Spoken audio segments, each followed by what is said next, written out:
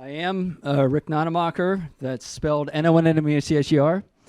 And I'm a volunteer drummer at LCBC on the worship team there, which is the main campus of all the churches. I think right now, there's 18, but I think it's going to soon, is that right? Oh, hello. 18, and I think it's going to be 21, I think, once this next phase is through. So they've really been growing over the years. When I started there, it was really one church. And I've been going there about 15 years and just experienced all that growth. This is my 10th year on the worship team. I went in, and the first couple years that I went there, I think it's like 15 years roughly that I've gone to the church. I was kind of, oddly, I've always been teaching drums and been around drums, but I was actually chicken to audition for the worship team. And part of that is that the music director, Jeff Culp, is like a genius drummer of all time. I mean, he is unbelievable. I mean, I've seen world-class drummers in our clinics and all kinds of things. I've seen Buddy Rich 5 times when I was a kid and all kinds of people. Just seeing Jeff and his technique and his feel and his groove on the drums, it's like, wow, now I feel like an amateur. It's like, I don't know if I can go. Because at that time, I auditioned. I decided finally after just a few years of watching him that I would do the audition. And it turned out to be a good experience. They gave me a couple songs to prepare for, and I went to Jeff's office then, and he had 2 drum sets set up in there at that time. And I was on this little vintage Premiere kit, which was really kind of cool. It was like things that were out there when I was a kid. It was like a mid-'60s kit. And anyway, I was nervous, but I was prepared. I'm like, gee, why am I so nervous? I should be able to do this stuff. I'm just prepared. And but he put me at ease because he has the right attitude of the worship team. The right attitude of the worship team is humble. Now, I'm kind of a wise guy sometimes, and I think they understand it's my sense of humor. It's not always the best sense of humor to have. But, we talked about life, we talked about God, we talked about church, we talked about music, we talked about drums, we talked about everything. And he really put me at ease. And that made it better. So it was time for me to do my songs that he had hooked up. And he goes, you ready to do the songs? And I'm thinking, oh, here I go again. I'm in front of Jeff. It's like playing in front of, Buddy Rich or something. And he put out his laptop. And first he was looking at my loose time on the screen wave, Not that I had to keep perfect time, but he wanted a feel for it without a click track on it. So he's standing there real calm like this, and I'm starting, and I'm thinking inside, boy, what's he thinking? I'm like, he's back there, but he really just actually said afterward that he goes, no, that's fine. He stopped me about halfway through the song, and I'm thinking, what'd I do, right? He stopped me through half the song, and then he said, oh, no, he says, you're going to work out good. He goes, he says, I think you'll do fine, and he kind of stopped it there. So I was put at ease, and he said, plus I already checked you out with the Rick Hamilton down at Drums, etc. That's when Rick was the owner here. And he said some good things about you. So it's his type of personality and conduct, when you're there. And, we have to carry that outside the church, I don't always do that because I want to be nice to people. But, I have kind of a wise guy, like I said, a wise guy sense of humor. And some people don't understand that. And I could come off rude, sometimes. So, but anyway, that was my experience to audition there. Occasionally I played at other campuses as they need drummers. Sometimes I get a call, played Lebanon, Ephrata, York, Harrisburg, Lancaster City, and it goes on. We have churches now upstate that I've never been to, like in Hazleton, and, it goes way up to Bloomsburg and up, and, it just keeps growing. Certainly, the church has a really magnificent sound system. It's got all the production stuff. We use loops. We use clicks when we play. Clicks are like metronome in your ears that you can, keep your time and everything. Good stage lighting, cameras, all that stuff.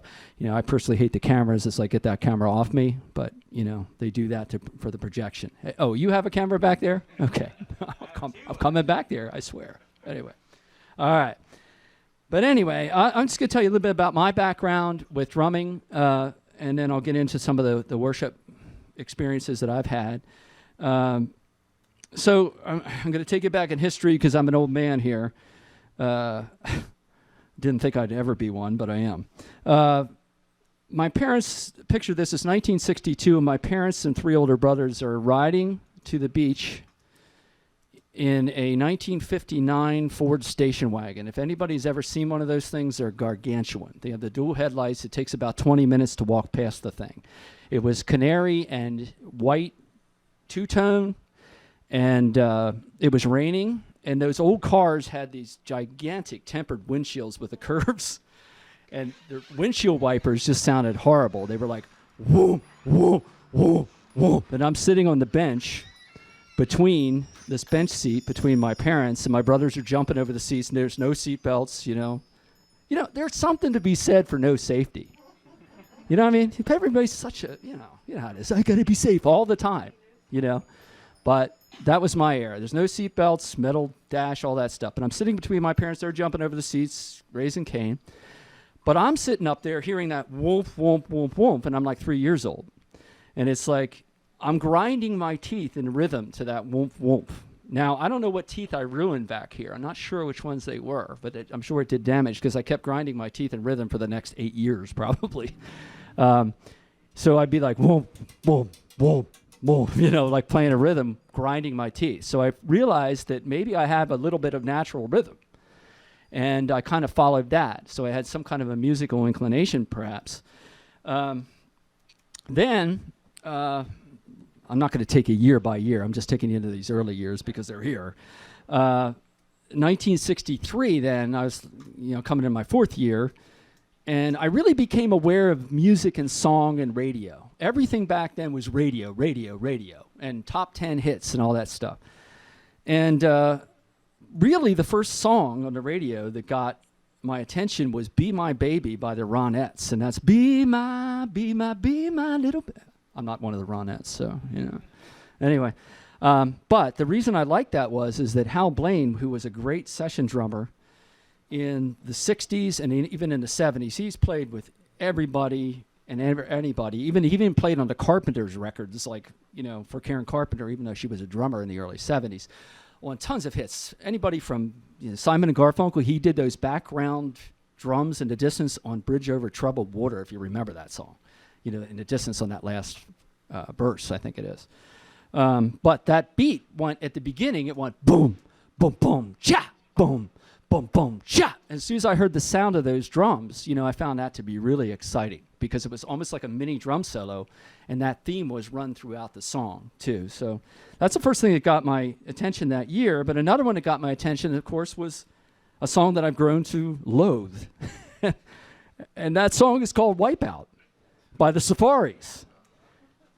I was there when it happened. I'm that old, right? But anyway, I was young, but I was like 4 years old. But anyway, but I heard it. You hear that, and that really stood out because it really spurred my interest in drums and stuff. So my parents, who were not well off, really, my parents, they 4 boys, 6 years apart. And they were not well off. My dad came from almost poverty, but not quite. He had a roof over his head. And anytime we get something, which was rare, when I was a kid, it was the green stamps, at the supermarket. You collect, in the 60s, you build up these little stamp books. And they got me a cheap pair of those wooden bongos, and I used to bang on those for a while. So I used to try to play Wipeout on that, too, as well. But so... over the years with that Wipeout, though, if I play in bands and I do gigs and I do weddings and all kinds of crap over the years, somebody would want to hear Wipeout. It's like, how long can this go on? You know what I mean? It's like, how long? And about 4 years ago, I was playing a gig, and it wasn't even that kind of a crowd, and this nice lady came up. Yeah, you probably get this, right? But she comes up to me, and she says, "Do you see that nice elderly lady over here?" And there's this real sweet-looking lady, like on a Hallmark card, right? This old lady, right? She goes, "That's my mother. And she said that you look like the kind of drummer that can play Wipeout." And I'm like, anybody have a pistol? You know what I mean? I'm just like, I can't do this. But, I'm like, oh, really? Okay. I want to be sincere to people. But, it's like, but I had to go to the guys because I felt bad. I'm like, guys, see, here's what happened. And they're like, yeah, okay. And I'm like, I'd hoped that I would pass before I'd have to play this song again, but, I'm still here. But anyway, so that was the beginnings of my stuff. Now, one other year in that year, then I'm going to get to what I really need to talk about. But just to give you my background with this stuff and the times that I came up in, 1964, the Beatles on Ed Sullivan. The Beatles. The first drummer that I loved was Ringo. I still love Ringo. I saw Ringo at the American Music Theater maybe 5, 6, 7 years ago, and he was in his late 70s, and he plays solid. Ringo gets a bad rap. I don't mean to be so Beatle idolatry here, but he's solid. He's solid for the song. He plays for the song. He's not professing to be like this great technician, but he always played with great taste and great feel for the song. If I had a band that I led, which, Lord forbid I don't, but it's, as a lead guy, I'd want him in my band. You know what I mean? You want somebody who you can fall back on. They don't have to have all the chops in the world. I don't have all the chops in the world, but it's more of a feel thing. So certainly, just a little side note, 1964, for those of you who've been there and some of you haven't, it's a different world. It's a totally conservative sort of, everybody falls in line, at least in little towns like Leola, where I grew up, and it's like a whole other lifetime, compared to what I see today, and how people are and everything else. So my dad used to line us up, and have the home haircut kit and shave our hair off, like the army. And my mother was shocked by the Beatles' haircuts. Now they're in suits, looking all clean and scruffy with that little bobby haircut. That's it. You had the Edwardian bangs, right? And she's like, look at their hair. Everybody's so judgy back then too, Look at their hair. That's disgusting. I was like, and then I'm thinking, Mom, if I had a crystal ball, you wouldn't believe what you're going to see out of these guys. The hippies down, this hippie thing and Maharishi crap and all that stuff. But I still love their music though. I can't help it. I grew up with that stuff. So that was a lot of, I can honestly say, because a lot of, when I started to pay attention to music in the 60s, very early, that these people in the 60s in the pop and rock realm that were on the radio were my influences. They were my major influences because they were in my formative years. They're in there. Favorite drummers, there were other drummers I liked at that period that were in these types of bands. Dino Danelli with the Young Rascals. That's the guy with Good Lovin', anybody that old? But anyway, but he was a great drummer.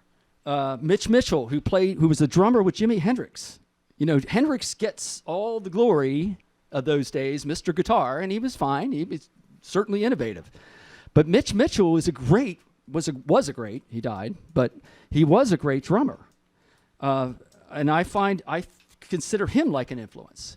But also, I listened to my oldest brother's records. He was 6 years older than me. He played guitar. We used to jam together. And, the kids would come, and they would come to the window of the second floor. We didn't have air conditioning, the old days. We suffered in those old days, Adam, right? But anyway, you know how it is. You don't know how to. You're all pampered over there. But anyway. But the kids would come and you weren't sitting around with an iPhone in your hand, just, no offense, kids, that's the world you live in. But, you're outside, you're with your friends, you're playing ball in the backyard. But the kids would congregate in the driveway and listen to me and my brother play out there.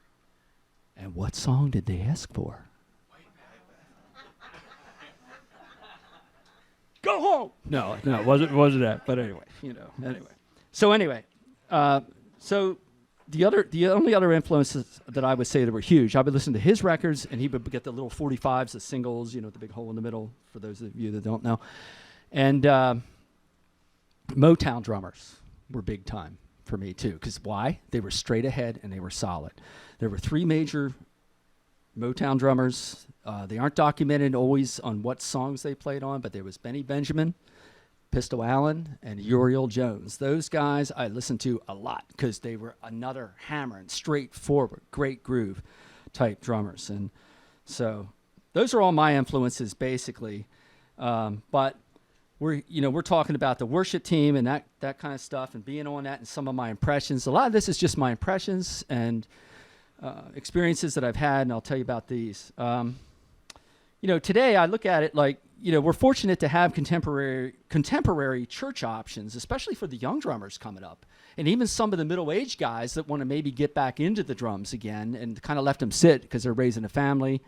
And it gives them opportunities to really play in a really cool and sort of professional sort of environment as far as sound goes and things like that. That's a real neat opportunity. In my day, everything, when I was coming up as a kid, it was all traditional church. And I was telling Adam earlier, one time at my childhood church, it was all choral stuff. And I'm not against the traditional church. Don't get me wrong. I've gone to traditional churches most of my life until LCBC. So I'm not knocking that. I think we all have to get together and, support each other as much as possible. When you're looking at it from a Christian view, don't bash the other outfit. I'm not bashing them when I say that. But I am bashing some individual people. No, but just this is what I would get as a kid, though, too.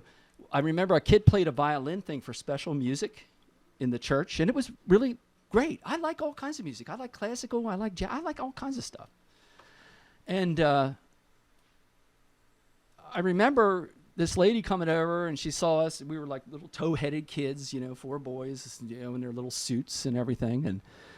And she comes over and talking to my mom, and she goes, "Oh, do any of you boys play?" I'm not knocking. That's the way she talked. "Do any of you boys play music or play instruments?"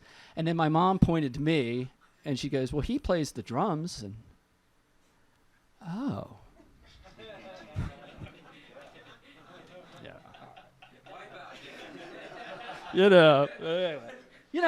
There was this thing in the air of judgmental, that drums are ritualistic, they're of Satan. That church lady character is kind of real, at least in my childhood. And that's where we fail. We've got to, and I'm being not very nice judging her now. I shouldn't be that way. But I've witnessed this stuff. It's like, how could you? It's like, look, God, if you believe that God created everything, right? He created rhythm and meter, right? He created rhythm and meter. These songs, they need some muscle. You don't have to play hard. They just need they need a backbone. We often have at church great worship leaders, great singers, great talented multi-instrumentalist type people who know how to convey and lead a song. And, but that being said, they're important. We're the back line, and we need to stay in that back line, and that's fine. But some songs that are combo-oriented for a 5, 6, 7-piece band, they're going to sound like a bunch of jellyfish with an electric guitar up there without that drummer and bass player and that keyboardist back there driving it. And that's not tooting a horn. That's just saying it like it is. And that's those types of things bug me, like drums don't belong in church, It's like, yeah, they do, just not your church, and that's okay. That's okay. Probably the biggest sin in my life is there is a tendency to be anti-authoritarian. I don't like that attitude. I just don't. And I joke about it, but I really don't. It's caused problems in my life, and I'll admit that. But it's just, I don't like it. But I've learned to grow with that. I'm just tired of, with all the things that go on in today's world, I'm tired of the churches battling each other. We need to bring it together. If it's not your thing, that's fine. Go to that church. I respect it, but I just hate that kind of stuff. So anyway, faith, my faith. I've always believed in God.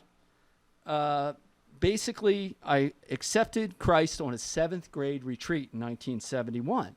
But unfortunately, I didn't stick with it because I rode the wave of the decadent 1970s. And I'm not proud of it, but I've gone into that sort of dark hole and dropped out of the church. And I stayed in there right through college. And then as I came out of college, then I recommitted my faith. It's hard to know why you do that. But I got to tell you, you think you have a messy life now? I think it's pretty messy out here, in our culture.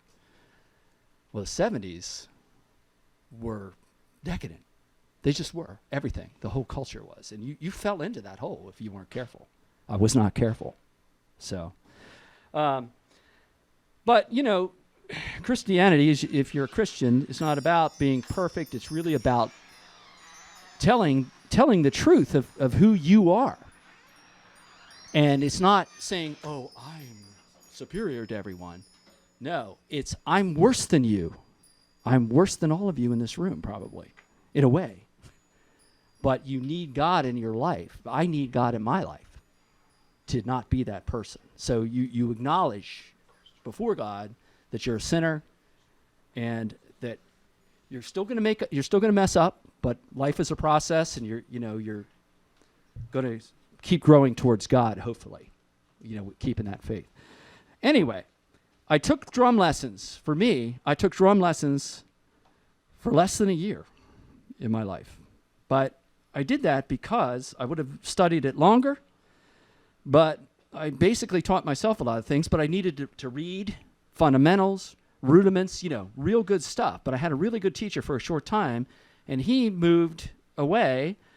And because my parents were not well off, because they couldn't get me to drum lessons, I had to work all the time. Like I was mowing yards. I had a bevy of old ladies in our neighborhood and up the hill in that development up above our house, mowing their yards and raking their leaves and I've even washed people's cars. I was doing this stuff since I was like 8 years old. Because if I wanted something for myself, I had to work for it. I mean, that's the way it was. I mean, my parents were generous with us, as they could be, but they were not in a good position at that time. Because you have 4 boys and you aren't that well off to begin with. They eat like pigs. It's like there's never any food in the house. And people wonder, people always say, why do you eat so fast? I still do today. I can wolf down a plate and you won't even see me do it. It's because I ate fast, because if I didn't eat fast at the dinner table, there's nothing left and not a lot to spare. That's where that came from. So, but my drum teacher was excellent. He taught me a lot about reading, technique and stuff. I wish I could have taken it longer. I just couldn't. I had to go to work. I had to do stuff, right? And, but I'll tell you a little story about him quick. He was very good. And it was in the city at Tiny Wright's Music Store, which has been closed for years. But he was like the teacher of those times. In the studio, he smoked in the studio. I'm like this 12-year-old kid, right? But that's the way it was. It was a hangover from the 60s. This is the early 70s. And he's in there. But he talked. He was so good. He was a remarkable player. Like I couldn't play up to him by any means. But he was calm, and he was like Joe Cool, and he would just, he'd be there with a cigarette. And my eyes are watering. I'm in this little studio. I'm like a 12-year-old kid from the smoke and all this crap. And, honestly, it's ridiculous.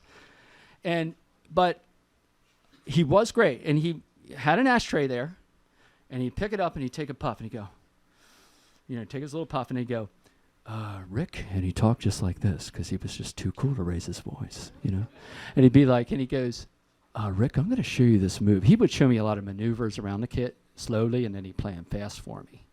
And they were remarkable. It's hard to describe. It's almost like somebody turned a switch on. It was unbelievable what you would see.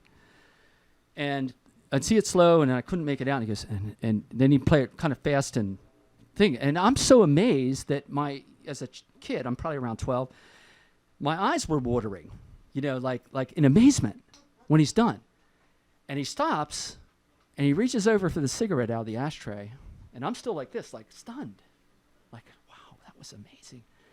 He pulls it up, takes a drag, and he goes, something like that. Yeah. It was almost like he healed somebody's soul in that drum set. You know, it was like unbelievable. But that's the kind of stuff. But yeah, I would have loved to do it longer. So the other things that I did in school, I participated in concert, marching band, chorus, orchestra, district band, all that stuff. At the time, I treated it as a social thing. I did, because I was immature, a kid, you know, being with my friends, being around the thing. I liked the idea of maybe flirting with some of the girls on the flag team and marching band, you know. You know, that's why I was there. You know, it's sad, but I did pay attention, and I did, you know, play and learn to play. But looking back in those experiences, though, those experiences of that rudimentary drumming and marching drumming and drumming cadences and all those things really helped my technique. So I always recommend that, you know, to any young drummers that are coming up. I've done that from 4th grade right through 12th grade. I've been involved with that the whole time. So in the church, I'll jump right now to the church gathering and my process and some of my impressions. But in advance, preparing, one thing I'll talk about is preparing a worship song that I might get sent to me. We have a planning center app and everything, and they tell you the songs that they're going to do ahead. These are just some of my things, how I prepare for these things. If it's a new song, usually what I'll do is I'll listen to a new song that's new to me with my earbuds in early morning usually, just to get it in my head a little bit, just to get used to hearing it, because we usually have to memorize a lot of things. Not that we play note for note, we play by ear, most of us. Now, some guys will write out their own chart. If they really want to, they will, and that's fine. But I do the same thing also if I'm just brushing up on a song that I haven't played, you know, for a while, and it comes back up in the rotation. I don't take the song to the drum kit right away. I give it a few days to kind of marinate, you know, in my soul a little bit. And I ask myself, what do I like about this song, maybe? And it's not that I have to love the song or like the song. I listen for basically what moves me emotionally and spiritually, for me. This is just for me. These are the way I think of it. Is it the vocals? Is it the vocalist? Is it the lyrics? Is it the arrangement, the melody, the harmonies? Is it the drumming? Is it a joyful song? Is it a dramatic, moving song that stirs the soul? I look for all those things. Is there an engaging feeling of worship in the song? You know, that's a lot of this is opinion. It is, but that's the way I, you know, can get into it and pour my heart into it ultimately, the best that I can. Even if the song, I'm not crazy about the song. That sounds terrible. It's a worship song. It's worshiping God in the lyrics. But I'm a song guy, so there's some things that I'm thinking, I don't particularly like this song.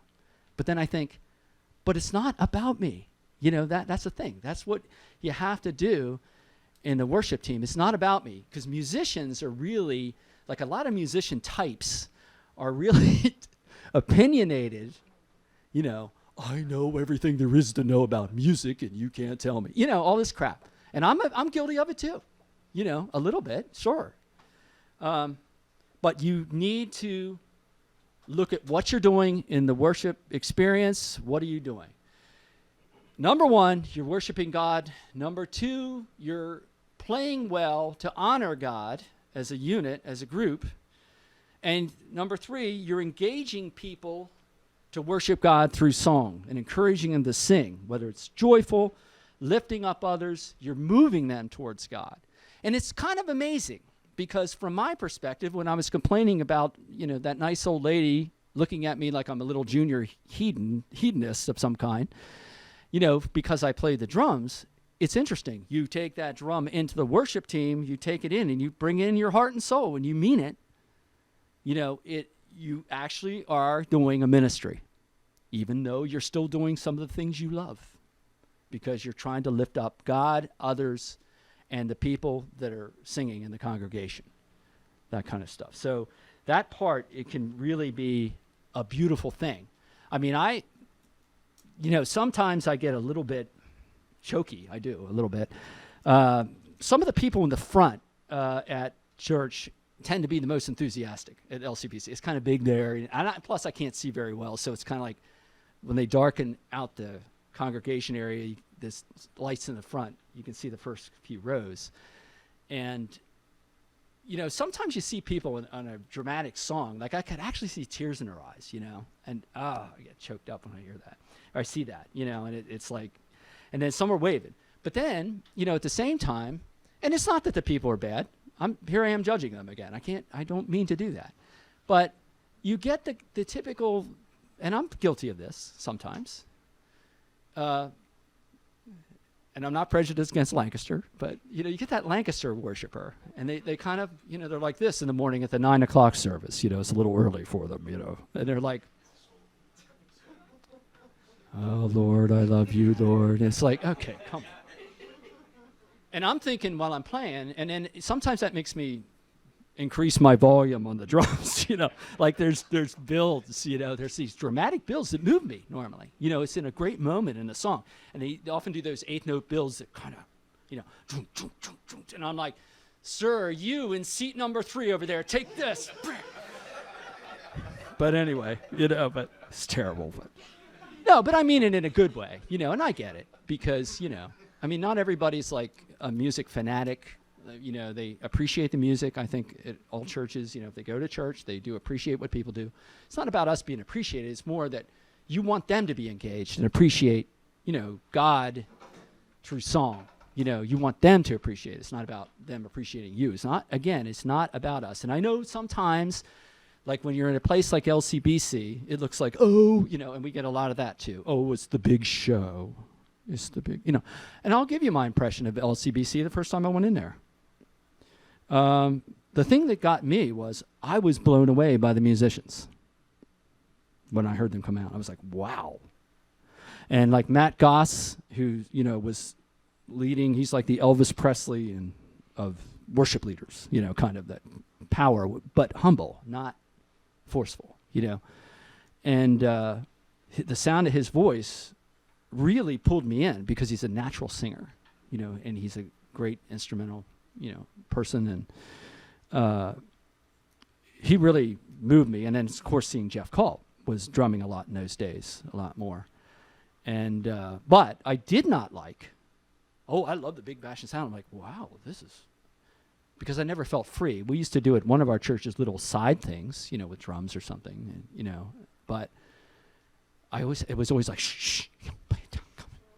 And I was like, whoa, I could set myself free here, but I can do it with the right attitude. It isn't just about Rick being able to set himself free, maybe setting his soul free, but, you can start opening up and express yourself and express through the songs love for God, and, and this is what I do. I'm not, it's not a heathen thing. It's a God thing, and you're free to do it. So that was a really refreshing thing. But the thing I really didn't like was the lights.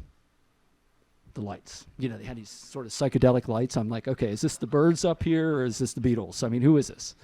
But I got used to it because they've toned that down some, I think. But there's just regular lighting, usually.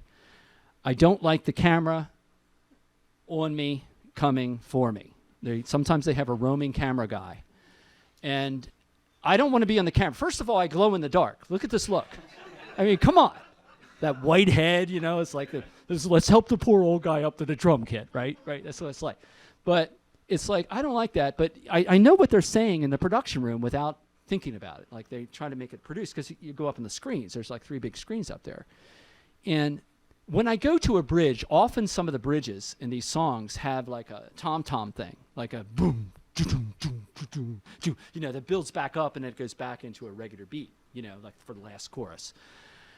During a bridge, I swear that somebody is telling, this is me speculating, I swear that they're telling the camera guy over in his little phones there that, hey, Rick is finally doing something interesting by beating on those tom-toms. So they had the drums at a little bit of an angle in the corner, so this guy's coming over like this, and and I see him in my peripheral, and I'm thrown. I'm not thrown on the beat, but I'm getting a little irritated. It's not his fault. He's doing his job. He's doing what they do. They're good people. Nothing matter with that. But I'm like, wait a minute. I was in the groove spiritually, and even humanly. I was feeling the song and feeling the real ministry of it. It felt right. You know? I know it's not all feeling, but it is to some degree. But he's coming up right on me. Now, if I turn my head to even look at him, it's my big stupid face is on 3 screens. Like, you know, no, get that camera out of here. Get out. I wasn't doing anything interesting during the first part of the song? Apparently not. No, I'm kidding. But that's the kind of stuff I didn't really like. So when it's time, here's the other thing. Music is for the people. I think one thing that you have to look at in worship drumming sometimes is chops versus fills. If you have good chops, more power to you. I love to hear chop. I love to hear it. But, you know, sometimes when you really hear a good choppy technical drummer, they usually impress other drummers the most. Music is for the people. I'm not against playing cool stuff if it feels right in the song, and I'm not trying to criticize other drummers because I don't have it all figured out. But, you know, it's for the people, and it's really our job to engage the general people, everybody, you know, in true worship and song and really feeling that pulse behind it all, you know. When it comes time then to play the song at church, let's say that I prepared the song and I have it memorized, reasonably stops and starts is what I memorize usually, like if there's different, how many choruses, that type of thing. There's things that I like to, my personal philosophy is this, when it's time to deliver it. Christ is king. I'm not. You know, I'm just a drummer back here. Christ is king when you're playing at church. Boom, right there. Second thing, to me, this is my opinion, the worship song is second in importance to Christ is king. Oh, it's important, but it's second. Third, the drumming, while it's important to the holding it all together as part of the rhythm section, it's not that important. You know, it's important, but it's not. And if I'm more than reasonably prepared, it takes care of itself. It's my time to take that preparation and move it from a musical movement and syncopation thing to a heart thing. I got to be on the same page as the heart of the people that we're supposed to be praising God in the song. I got to be in line with them. So that's kind of my order of what I would do when that time comes. Music itself is as we all know, is an extremely powerful force, you know, and you know, but we have to focus on it's for the people and it's to glorify God, but it's also for the people and to engage those people to glorify God or move their heart towards Him and us. You know, we don't have it all figured out. You know, it's like, oh, you're on the stage, you must have it all. No, we're struggling like everybody else, you know, trying to move that way. All right. The other thing is worship leaders in text. I'm going to say a few things about that. Respect the worship leaders and the technical people. You know, that's a big thing. This is just my opinions. If a worship leader has something with a change that he wants you to do, which they don't ask too much of that. If you're reasonable, they aren't trying to tell you how to play your instrument. They do give you lots of room, at least in my church. You know, fortunately, the only things that they've said to me maybe once or twice since I've been there in 10 years was, hey, Rick, on that part, can you just hit the hi-hat instead of the cymbal? I'm like, sure. And you change it. And you just cooperate with it. Respect these people. Because these people are preparing a lot of things with sound and the music and the presentation during the week. You know, a lot of people have a lot of funny ideas about worship leaders, you know, sometimes, and associate worship leaders. They think, oh, these guys just show up on stage and play for an hour or two, and then they go home, and I guess they get a full-time paycheck. No. There's much, much more behind-the-scenes stuff and planning and those types of things, too. And they want it to be as good as possible. They want it for excellence for God, but they want it excellence for the music. They're usually comprised of, you know, like I said, skilled musicians. Respect the tech people because, you know, sometimes if you're in a rehearsal, it's the time when they're dealing with like bad sound in your earbuds or something, like it's buzzing and they're running around trying to fix those things. So you aren't, sometimes, I don't know what it is. Maybe it's just more in a secular environment. But musicians tend to have, they're hissy fit type people, the musician types, I found, myself included, And, it's like, this just won't suit me. It's like, oh, baloney. Just shut up and play. But, but I'll tell you one little story of me being a little bit of a hissy fitter for the first time. And I did it in a slightly humorous but also serious way. And in a way that also I was complimenting while I was also not being very nice in a way. I played with Matt Goss about a month ago. And these guys, Jeff, all those guys, we all love each other. We all respect each other, and But I'm an older school drummer in one sense. I like a medium to a higher tuned snare drum.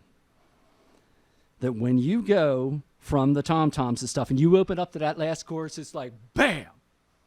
I love that feeling. It's like kick the door open and free yourself. I hate the low tuned down snare drum, which is what we have right now at Mannheim campus in Rick Nonnenmocher's honor, But anyway, we had a rehearsal, a typical Wednesday night rehearsal, but he had sent me, because they know what I'm like in that area. They know, he's old and he's old school. He hates those low tuned down snare drums. They love me, but they aren't being disrespectful. But Matt sent me and it said, "Hey buddy," and I'm like, "Oh, hey buddy," on the text. "Hey, I just wanted to give you a heads up." Matt's a great guy, but, he's a super talented guy. But he said, "Hey, I just want to give you a heads up that we've been working on the snare drum sound. We've been experimenting. So it comes out nice over the system, And he goes, we've been tuning it down low. And I just want to give you a heads up so that when you get to rehearsal, you don't tune it up, Well, I got to tell you, a part of me died when I got that text. I was like raring. Like, baby, I got these songs together. We're going to kick it, and it's going to feel good, and it's going to feel worshipful. And then I get, we're tuning down the snare drum. It's like, oh, no. Well, I got there, and, arriving, and I'm full with it. I'm like, oh, this is awful. Oh, my gosh. It feels like you're hitting in a sandbox. No rebound. Yeah, but we like, it sounds good over there. Well, Matt came in with his guitar and everything, he's setting up. He goes, "Hey, buddy." And I'm like, "Hey." Sitting there like an old grump with his face on. Here's what I'm sitting like this. "Hey." Well, anyway, he comes over, he goes, "So what do you think?" I said, I got to tell you, Matt, you never heard me. And I really was careful to be humble and, always, I've never complained in there, really. I haven't. I've made opinions, but I've never complained directly to anybody. And I said, "Look," I got to tell you, I hate it. I said, "This is the worst thing." I said, "I need at least a little bit of rebound down here." And I think I even went so far, and I said, "Now, I love you, and I know that you and Jeff and all these other musicians that here are like geniuses, and I understand where you're coming from in the sound, working the sound and how it sounds through the sound system and all this stuff. But I think I even said to him, I said, I've even considered, after trying this, sawing off my left arm so I don't have to hit the 2 and 4 backbeat." I said, "I hate it." And I also told him, well, Scott Rainick is a longtime drummer in there, and I always liked Scott and Scott's style. But I help a little bit when I'm not playing in the rotation on, sending the kids down the sliding board to the kids thing, So I come in 5 minutes late, or so, and the worship set has already started at the beginning. So I'm sat up close. They took us up close to where Scott was playing the drums. I'm like, oh, good, Scott's on. And when Scott was on, he was hitting the tom-toms in a tom-tom part. And this was the week of the Monday or the Sunday before the Wednesday rehearsal. And then I heard Scott move to the snare drum. And when he hit that snare drum, it was horrible. It was that sound. And this was before my Wednesday rehearsal. And I told Matt, I said, I got to tell you, I said, "Matt, this is the worst sound I've ever heard." That's what I said. It's like, where's that? And he goes, and I got to give it to him.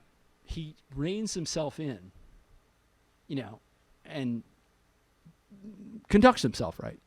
He did. But he said, well, he says, we really, we've been analyzing and redoing. It's probably not forever, And I'm like, it better not be.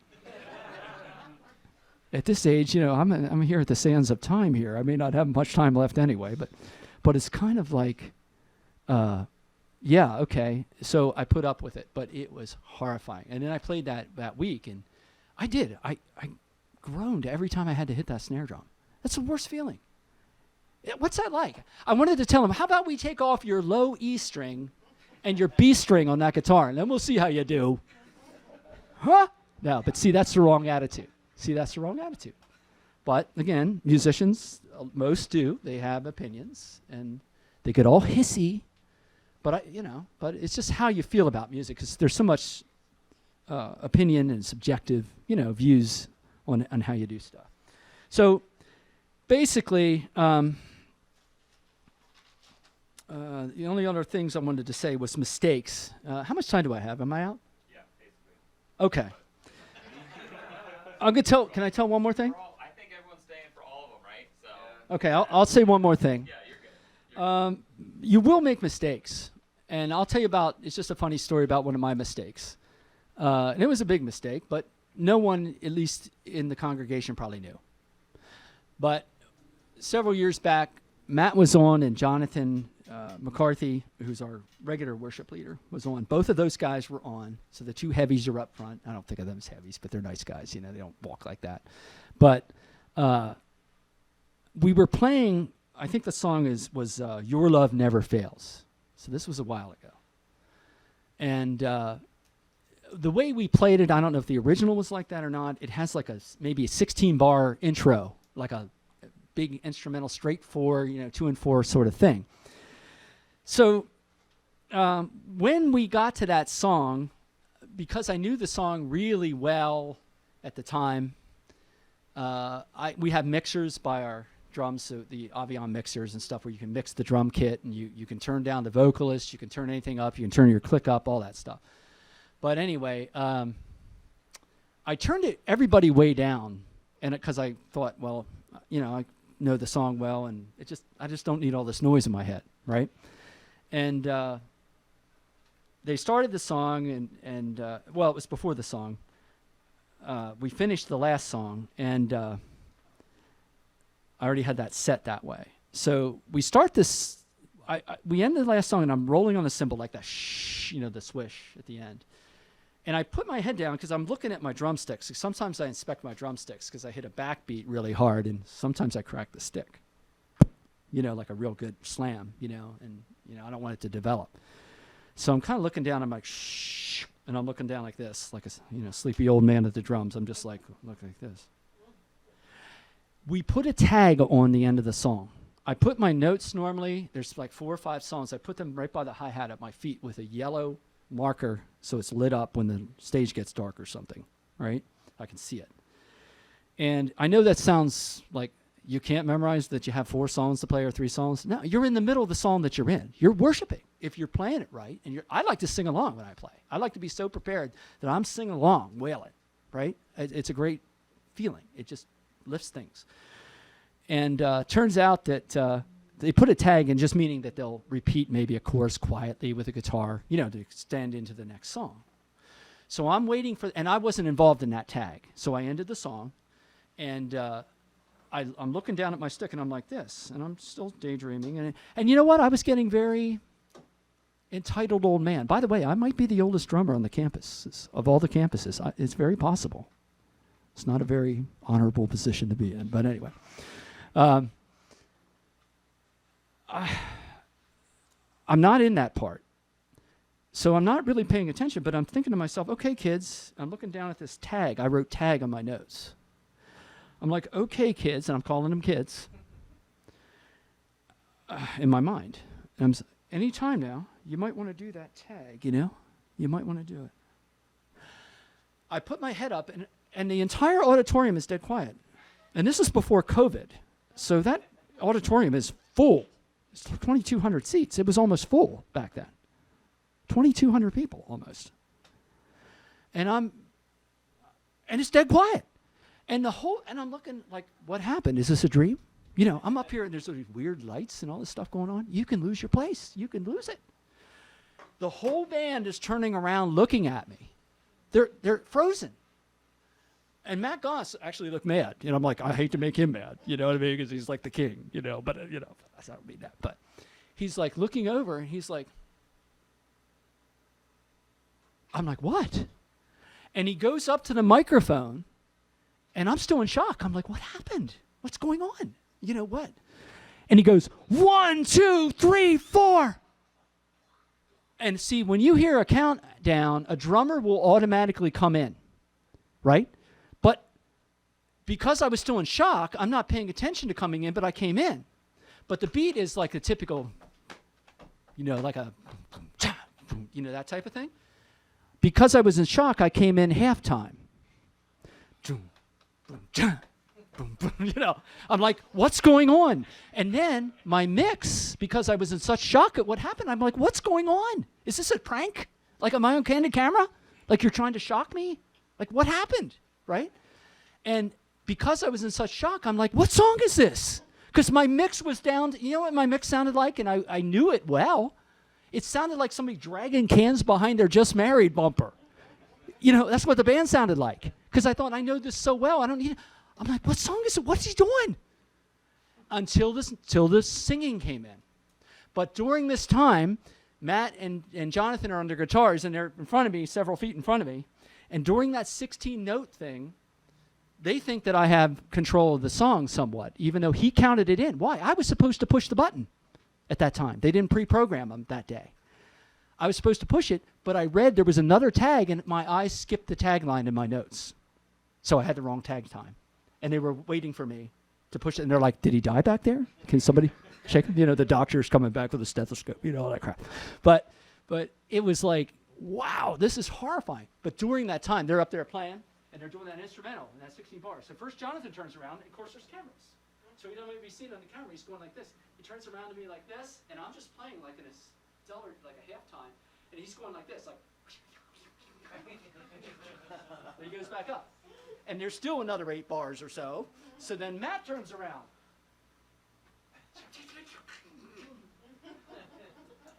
They're telling me you're playing halftime. I'm like, do you realize I don't know what song I'm on now?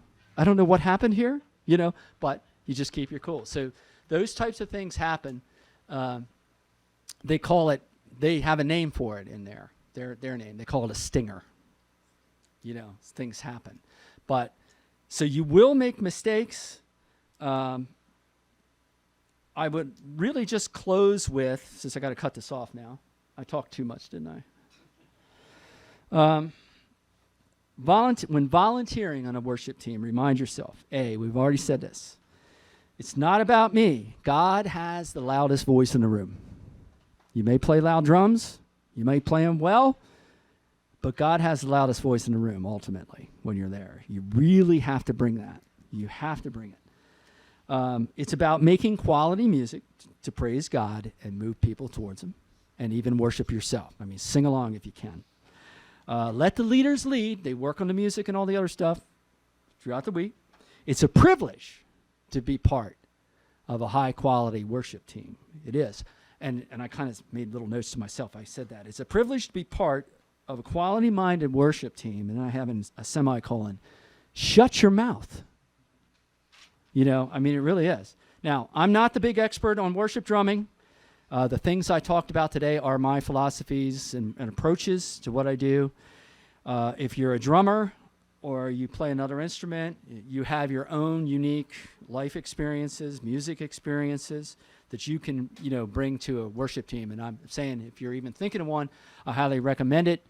You work at it, you can audition, those types of things. If you've been away from drums and you're coming back in, there's always opportunities for that kind of stuff. And right now, we might have maybe, I don't know how many we have in there, but it might be maybe 8 to 10 just now in Mannheim.